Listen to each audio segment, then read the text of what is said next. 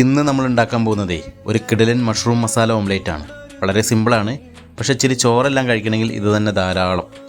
എണ്ണ ചൂടാക്കിയിട്ട് അതിലേക്ക് ഇഞ്ചി, പച്ചമുളക്, സവോള എന്നിവ സോട്ട് ചെയ്യണം. അധികം കുക്കാവണ്ട, ഒരു റോ ടച്ച് വേണം.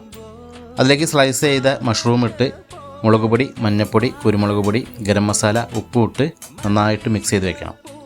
ഒരു ബൗളിലേക്ക് മുട്ട പൊട്ടിച്ചൊഴിക്കുക. എന്നിട്ട് നമ്മൾ നേരത്തെ ഉണ്ടാക്കി വെച്ചിരിക്കുന്ന മസാല ഇട്ട് നന്നായിട്ട് മിക്സ് ചെയ്ത് ചെയ്യണം.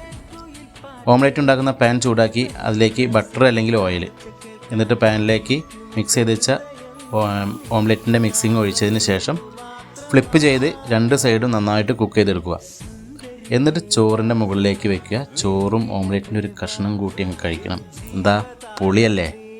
രുചി യാത്രകൾ തുടരും.